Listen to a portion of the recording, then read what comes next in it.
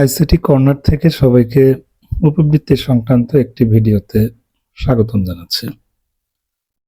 উপবৃত্তির software আগামী 25 মে 2026 ইং তারিখ থেকে 31 মে 2026 ইং তারিখ পর্যন্ত বন্ধ থাকবে। অর্থাৎ এইচএসপি এমআই, যেটাকে আমরা হারমোনাইজ স্টাইপেন্ড প্রোগ্রাম বলে থাকি, যে সফটওয়্যারে প্রবেশ করে আমরা উপবৃত্তির তথ্য এন্ট্রি, তথ্য আপডেট এবং উপজেলায় প্রেরণ সহ উপবৃত্তির যাবতীয় কার্যক্রম সম্পন্ন করে থাকি। উক্ত সফটওয়্যারটি ঈদুল আজহার ছুটির কারণে 25 মে থেকে 31 মে পর্যন্ত বন্ধ থাকবে।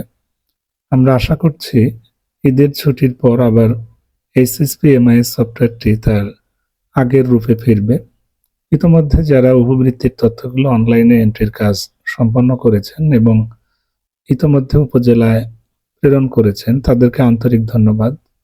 যারা এখনো এন্ট্রি বাকি রেখেছেন, যেহেতু সার্ভার খোলা আছে, আজকের মধ্যে সেগুলো সম্পন্ন করতে পারেন এবং তাৎক্ষণিকভাবে উপজেলায় প্রেরণ করতে পারেন। আর এনআইডি সংক্রান্ত যে সমস্যাগুলো ছিল, কর্তৃপক্ষ সেগুলো ইতিমধ্যে সমাধান করে দিয়েছে। আপনারা চাইলে যে শিক্ষার্থীদের এন্ট্রিতে ছোটখাটো সমস্যার সম্মুখীন হচ্ছিলেন, উক্ত তথ্যগুলো এখন যেহেতু সমাধান হয়েছে, এগুলো নির্বিঘ্নে এন্ট্রি করতে পারেন, কোনো সমস্যা নেই। আর জন্ম নিবন্ধন সংক্রান্ত একটা সমস্যা ছিল, সেটিও কর্তৃপক্ষ সমাধান করেছে। সমস্যাটি হলো যে একজন শিক্ষার্থীর জন্ম সনদ অনলাইন করা আছে, শুধুমাত্র ইংরেজিতে, বাংলায় নেই, অথবা বাংলায় আছে ইংরেজিতে নেই।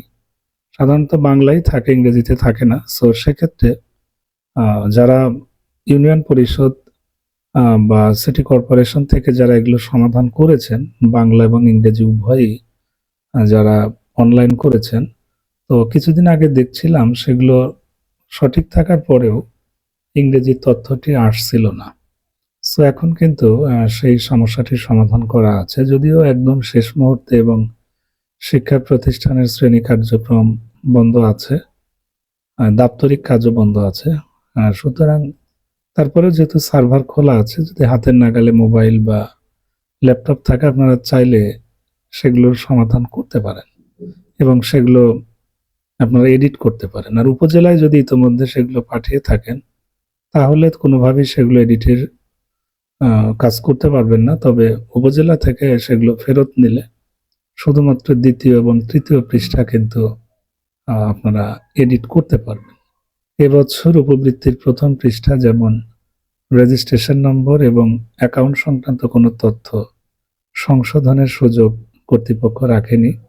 আমরা যদিও একদম শুরু থেকেই চাচ্ছিলাম যে প্রথম পাতা সংশোধনের সুযোগ দেওয়া হোক, কিন্তু কর্তৃপক্ষ আসলে একরোখা, মানে এবার কোনোভাবে সে সুযোগটি দেয়নি।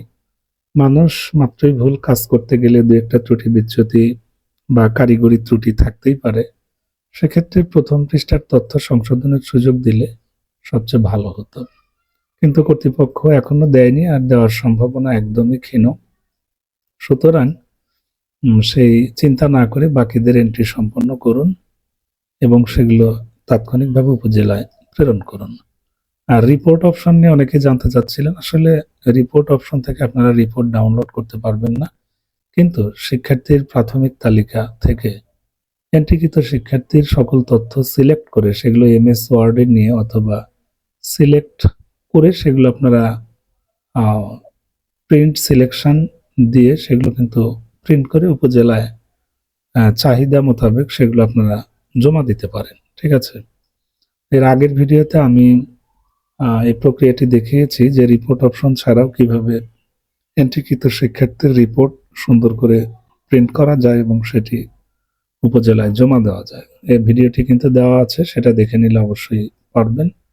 আর আমি জানি অনেকেই ইতিমধ্যে রিপোর্ট প্রিন্ট করেছেন, সো তাদের জন্য অনেক অনেক শুভকামনা থাকবে। আর যেহেতু ঈদের ছুটি থাকবে, আমার ইউটিউব চ্যানেলে ভিডিও কিন্তু এ ব্যাপারে এখন থাকবে না। আবার যখন খুলবে তখন আপনাদের সাথে সেই আপডেট তথ্যগুলো শেয়ার করার চেষ্টা করব। ঠিক আছে, সবার জন্য অনেক অনেক শুভকামনা থাকলো। ধন্যবাদ।